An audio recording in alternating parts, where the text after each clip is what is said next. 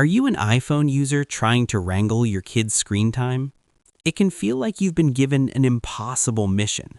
You've heard about Google Family Link, but trying to figure out how it works with Apple products is a confusing mess. You're left wondering, does it even work? Can I actually control their phone from my iPhone?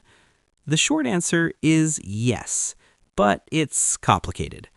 In this video, I'm going to give you a straightforward, no-nonsense guide to setting up Google Family Link on your iPhone. We'll walk through everything from start to finish. Most importantly, we'll cover how to supervise both an Android phone and another iPhone, and I'll explain the critical differences you absolutely need to know. By the end of this, you'll have clarity, control, and hopefully a lot more peace of mind. Before we jump in, what exactly is Google Family Link? Think of it as a free parental controls app from Google built to help you guide your child toward healthier digital habits. It lets you do things like set screen time limits, approve or block apps, filter the content they see, and even check their device's location. Now, here's the number one question parents have. Can I, from my iPhone, actually manage my kid's device? The answer is a resounding yes. The parent version of the Family Link app is right there in the App Store, and it works great. The real trick is the child's device. The level of control you get is totally different depending on whether they have an Android or an iPhone. And that's what we're going to untangle today. First, I'll show you how to get everything set up on your iPhone. Then we'll tackle the most common and most powerful scenario, using your iPhone to supervise your child's Android. After that, we'll cover supervising a child's iPhone, and I'll be brutally honest about the major limitations you'll hit. Let's get to it. All right, the first part of this whole process starts on your own phone, your iPhone. This is your new command center. First things first, you need to download the Google Family Link app. Open the App Store, search for Google Family Link, and you'll see the app from Google. Go ahead and download it. It's completely free.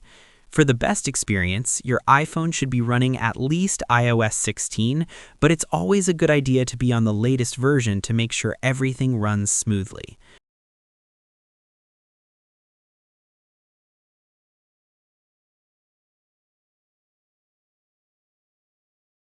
Once it's installed, open it up. You'll be prompted to sign in with your Google account. This has to be the parent's account. If you don't have one, you'll need to create one right now, but it only takes a minute. This account is what makes you the administrator of your new family group. After you sign in, the app does a pretty good job of holding your hand. It's going to ask if your child has a Google account, which is a key question that decides where we go next. For now, on your phone, you're pretty much set. We're now at a fork in the road, and what you do next depends entirely on what kind of phone your kid has. We'll start with the setup that gives you the most control. If your child has an Android phone or tablet, congratulations! You've just unlocked the full power of Google Family Link. This is the ideal setup because Family Link is baked right into the Android operating system, giving you deep device-level control. This means managing daily time limits, blocking specific apps, all the good stuff. For this to work best, the child's device should be on Android version 7.0 or higher. So you've got the parent app on your iPhone ready to go. Now, pick up your child's Android phone. If your child doesn't have a Google account, the Family Link app on your phone will actually guide you through creating one for them. You'll handle this right from your parent app.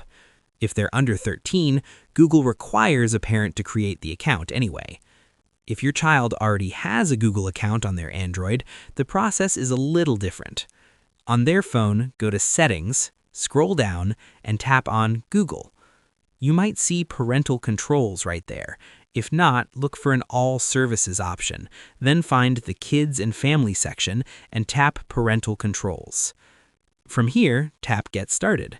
It'll ask who's using the device, choose child or teen.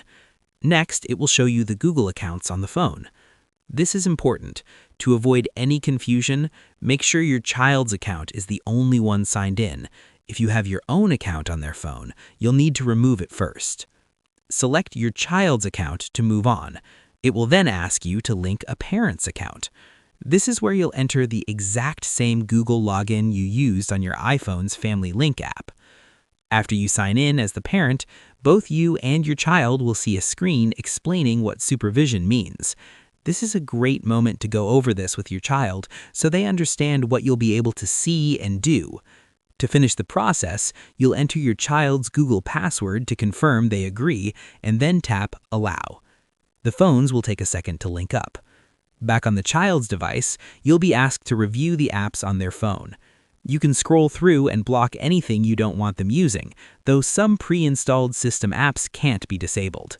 You can also set some starting filters for Google Chrome, YouTube, and the Google Play Store. Once you've done that on their phone, you're done. The two devices are connected.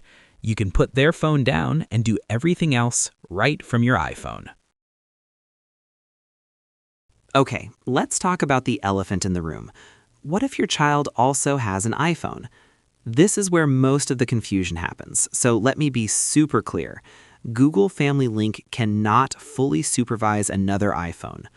Because of Apple's very tight system restrictions, Family Link simply doesn't have permission to control the device itself.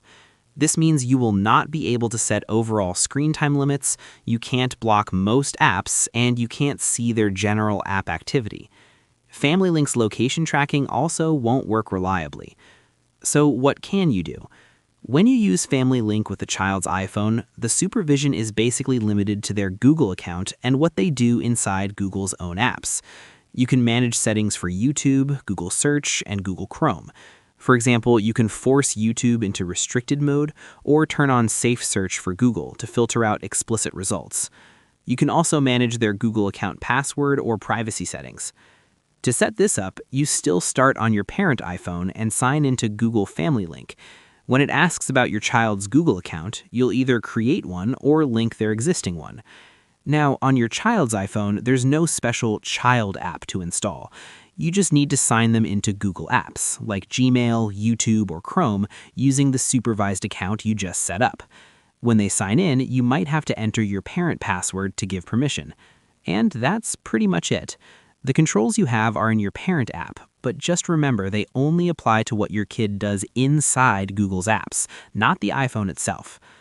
Frankly, if your whole family uses Apple products, you are much, much better off using Apple's own free built-in tools called Family Sharing and Screen Time.